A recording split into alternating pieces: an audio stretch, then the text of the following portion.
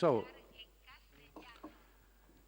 the notion of participation es la acción o el efecto de participar, tomar parte, recibir parte, y aplicada al orden social pienso que es participar de la felicidad, que es la idea aristotélica.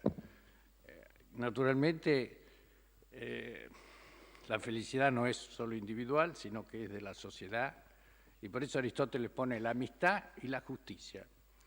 Y hay un texto magnífico de Aristóteles que explica qué cosa es, en definitiva, la acción virtuosa para llegar a la felicidad, y cómo hay cierta excelencia en el flautista, cuando es buen flautista, y cómo hay cierta excelencia en el escultor. Uno se pregunta si no hay una excelencia en la vida humana que hace que el hombre llegue a ser feliz. Naturalmente, esa excelencia es la virtud, y particularmente los diferentes tipos de virtud. Ahora bien, basándose en esta idea, Hegel intenta fundar una teoría, digamos, normativa, y podemos sintetizar en 3 puntos. Primero, digamos, lo que es prejurídico, que es las relaciones de amistad, en definitiva la familia, luego los derechos jurídicos, de los cuales hemos hablado bastante, y finalmente lo que podemos decir el influjo de la religión.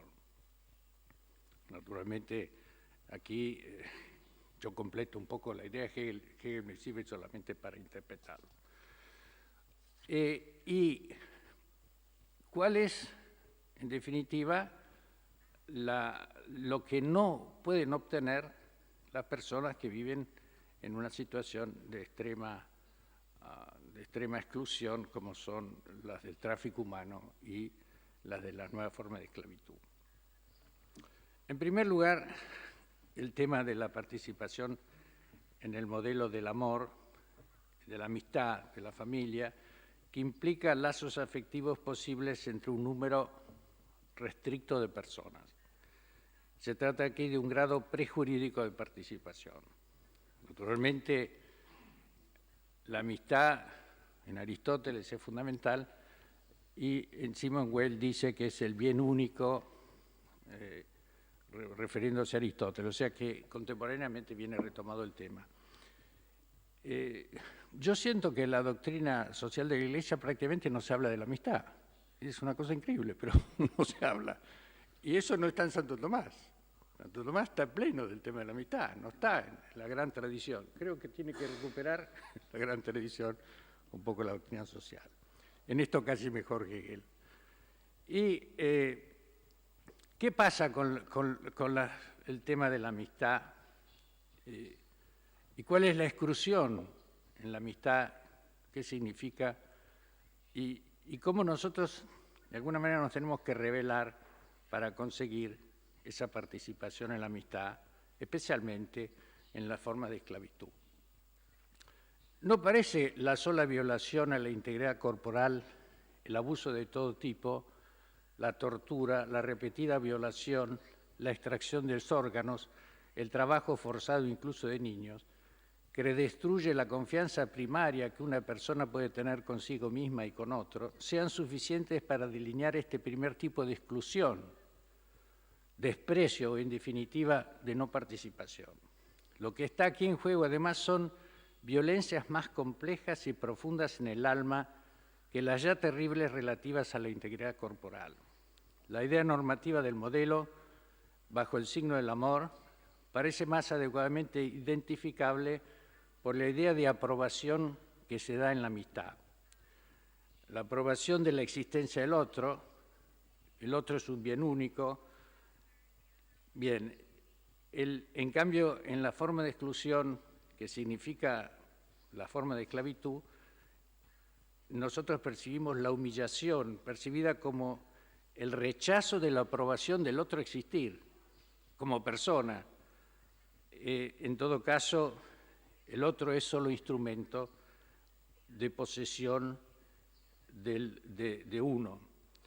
La persona humillada se siente como mirada desde lo alto, mejor dicho, tenida por nada. Privada de tal aprobación, la persona es como no existente.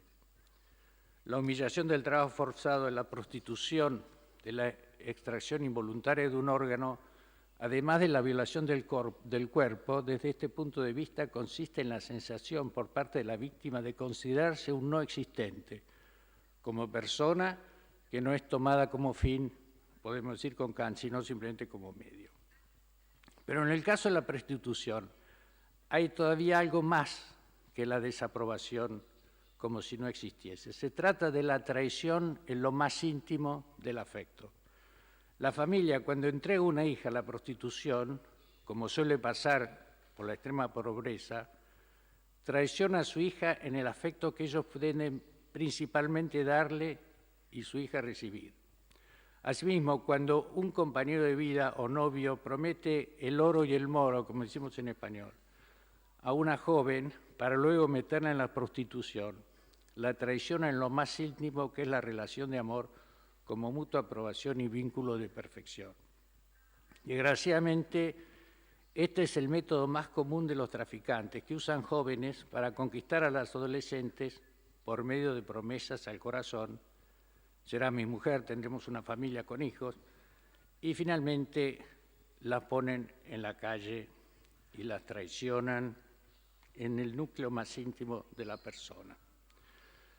No podemos pasar a los temas jurídicos sin pasar también por el tema de la familia, que viene considerada la célula social en general y que es la única forma, en definitiva, de permanencia en una relación para poder constituir y generar hijos y para poder, además, iniciar la educación.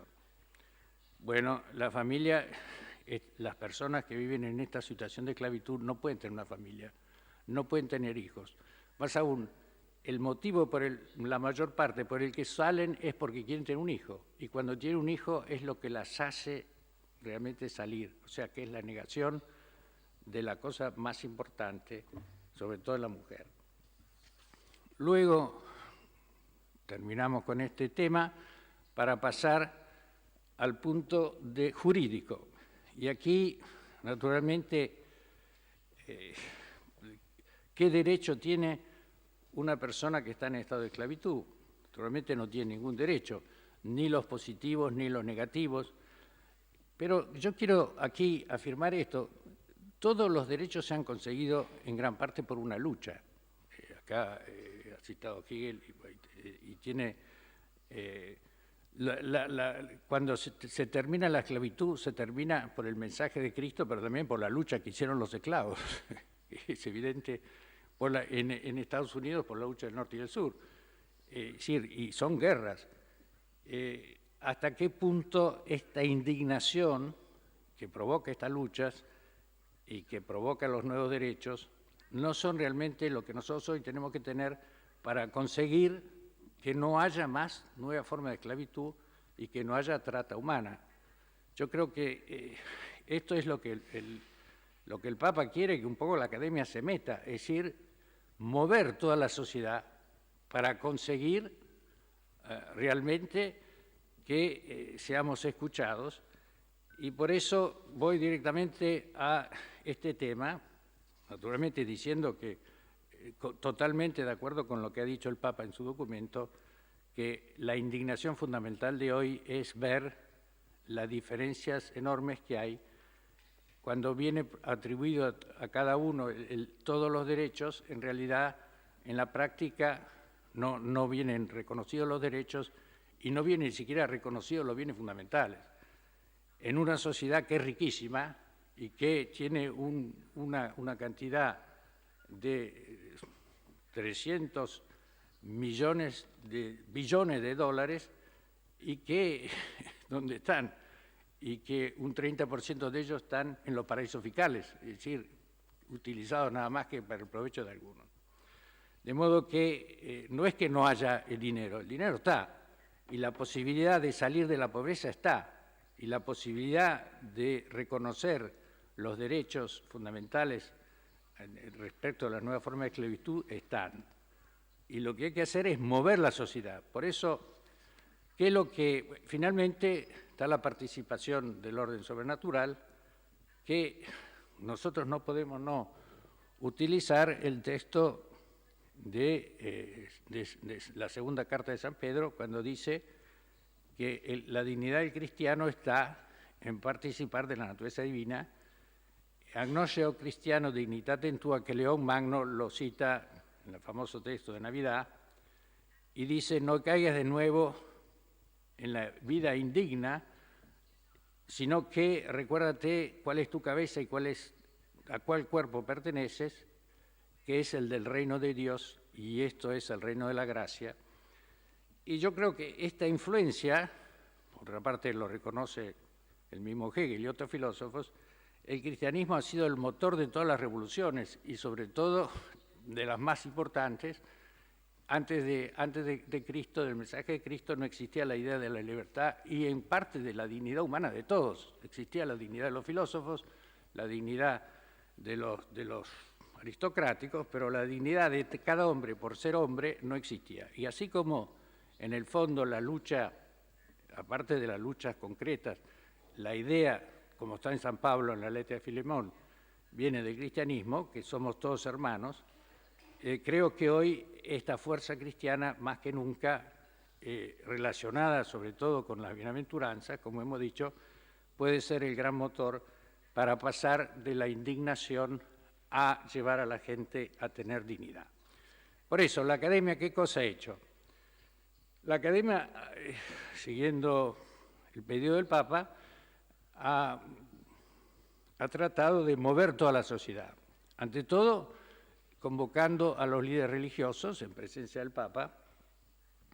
Las dos académicas han colaborado, particularmente la Academia de Ciencias Sociales, y donde vinieron los más importantes líderes religiosos, al azar. Ahora el Papa le ha cambiado la visita, y han venido los hebreos, han venido las dos tradiciones musulmanas, han venido los anglicanos, Welby, y la idea fundamental era esta: si nosotros no podemos compartir en el mismo altar la oración, porque Dios es tan grande y tan infinito que tiene tantos nombres, por lo menos sí podemos actuar juntos para defender la dignidad humana, la libertad y ante las nuevas formas de esclavitud y sobre todo la paz.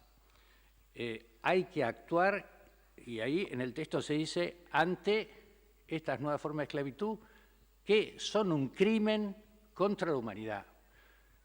La definición de crimen contra la humanidad viene del Papa Benedicto, pero el Papa Francisco la usa para la prostitución, pero el Papa Francisco une a eso la noción del trabajo forzado y la noción del tráfico de órganos. Crimen contra la humanidad, que hay que reconocerlo como tal.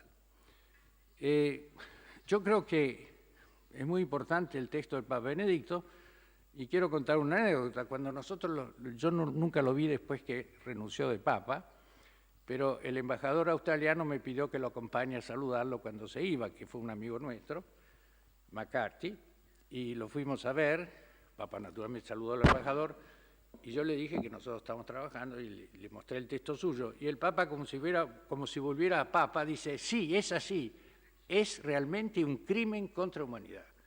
Y él se refería a la prostitución volviendo de su país, en un viaje que le anduvo muy bien y habló muy bien de la colaboración del Estado respecto a la religión, pero dijo: es dramático el problema de la prostitución.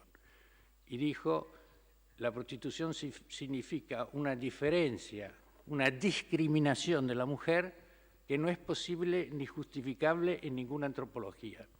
A mí esto me parece muy importante porque el Papa Benedicto se considera un gran discípulo de San Agustín, y fue San Agustín que embrolló en este punto, porque San Agustín, para justificar lo que pasaba en el Estado romano, dijo que la prostitución controlada por el Estado era un mal menor, porque evitaba que todas las mujeres se hicieran prostitutas y evitaba que hubiera homosexuales. Naturalmente es una tesis un poco rara respecto a la antropología, y esta tesis es totalmente contraria a lo que dice San Pablo, y estoy muy contento que el Papa Benedicto haya vuelto a la tesis de San Pablo, es decir, la prostitución es una cosa muy grave. Y entonces, ¿qué cosa es la actividad que nosotros tratamos de hacer, ante todo tratamos de entender los hechos y la extensión de los hechos. ¿Cuál extensión ha el problema del tráfico humano? ¿Dónde se realiza más? Y hemos llegado a saber, más o menos, son estimaciones, y esta es la punta del iceberg, que estamos hablando de 60 millones de personas que sufren de esta situación. La mayor parte es trabajo forzado, pero el 80% viene de la prostitución. O sea, se trata de 150.000 millones de dólares que representan una cifra muy importante en el balance mundial, y digo, es el mínimo, y a esto hay que sumar la venta de órganos, que se trata de 100.000 casos al año, y por cada caso $100.000, así que otros millones de dólares. Creo que es un tema terrible, y además que es en crecimiento, no es que con lo que nosotros hemos conseguido estamos tratando de mover la sociedad, aparte del encuentro con los religiosos. Diría que la cosa más importante que se obtuvo es conseguir reabrir la discusión sobre los nuevos objetivos del milenio y establecer el objetivo 8.7, donde se dice que hay que erradicar las nuevas formas de trabajo forzado, prostitución y venta de órganos, creo, en todo caso trabajo juvenil, que son una nueva forma de esclavitud y un tráfico humano. Por primera vez se habla de las nuevas formas de esclavitud y del tráfico humano. O sea que ahora los 198 países que pertenecen a las Naciones Unidas tienen un nuevo imperativo moral que aplicar, que realmente es sobre lo cual nos podemos ahora apoyar. Esto fue aprobado a la unanimidad después del mensaje del Papa que hizo en las Naciones Unidas. Naturalmente, la Academia encontró, después del encuentro de los religiosos, encontró a los jueces, para darles también a los jueces que se ocupaban de esto y a los que no se ocupaban de esto, para darles una motivación. Encontró también junto a los jueces, a los mayores, a los intendentes, a mayores de las ciudades más importantes, en dos encuentros, uno vinieron más o menos 100 y otro que vinieron 80, para explicarles estos dos temas, y el tema también de los refugiados, y todos concluyeron con otra declaración diciendo que efectivamente esto era un crimen contra la humanidad. De modo que se trata, como pide el Papa, de mover toda la sociedad, desde los líderes, en todas las distintas ramas. Queremos ahora invitar a los gobernadores. La presidenta quería invitar a todos los ministros de Interior, pero la Secretaría de Estado no lo dejó, pero lo vamos a volver a hacer, vamos a volver a intentar. Invitamos también a los gobernadores.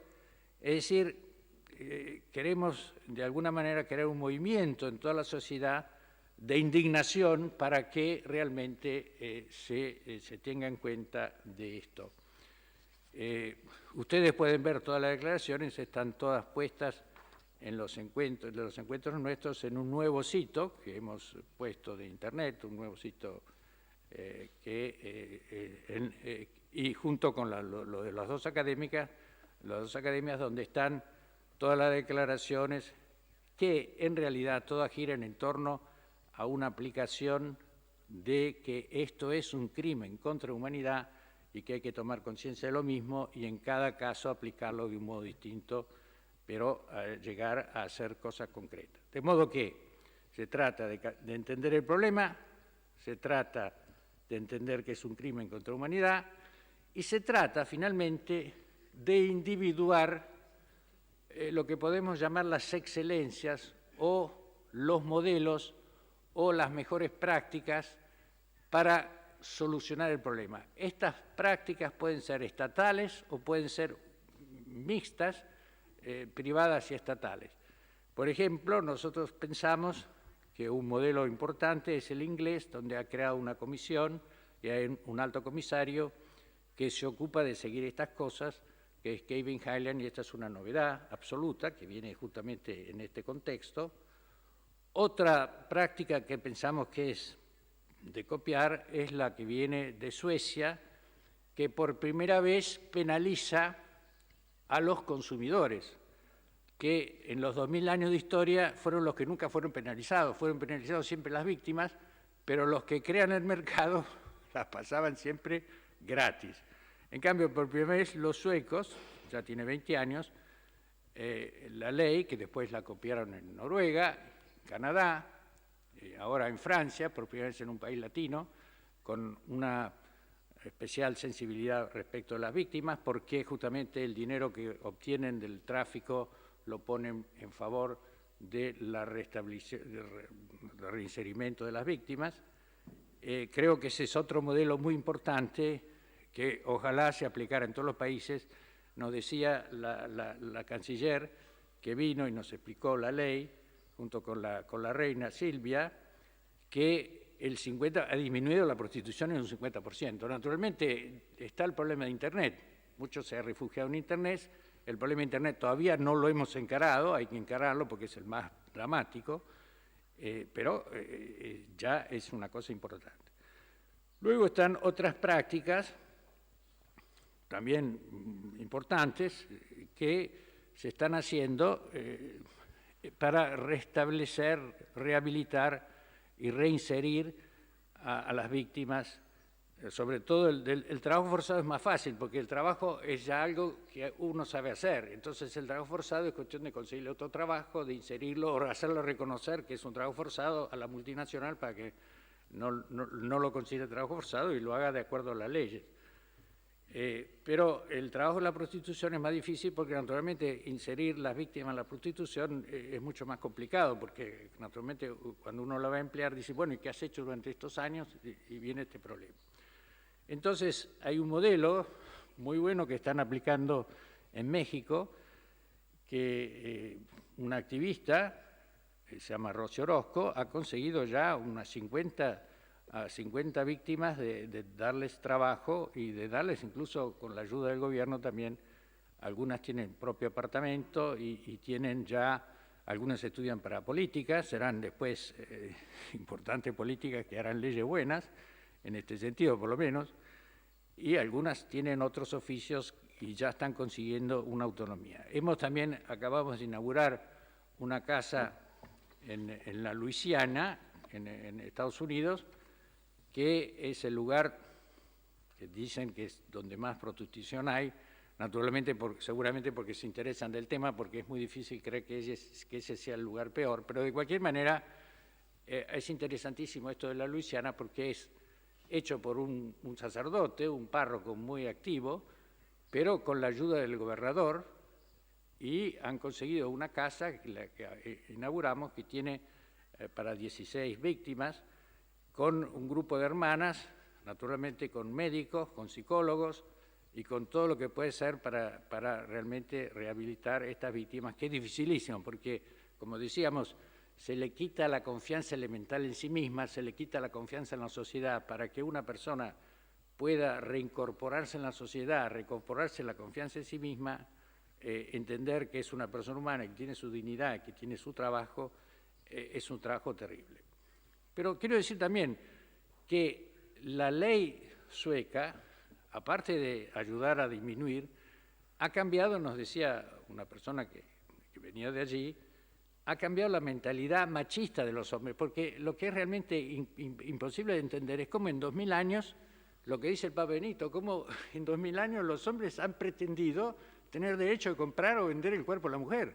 Es una cosa que si uno la piensa, digo 2000 años cristianos, pero mucho antes también, desde que empieza el mundo, probablemente, no sabemos cuándo empieza el tema pero ¿cómo es posible que se haga esta discriminación de la mujer? Es decir, naturalmente hoy también hay otra forma de prostitución que no son pero fundamentalmente es el tema de la mujer.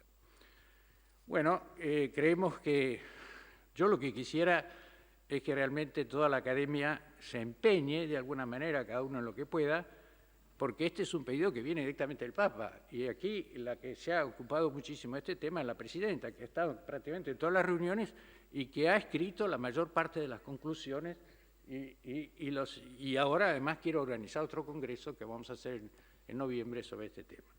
De modo que yo me he admirado un poco que aquí en la academia ninguno ha hablado de esto, y hace 4 años que estamos trabajando sobre este tema.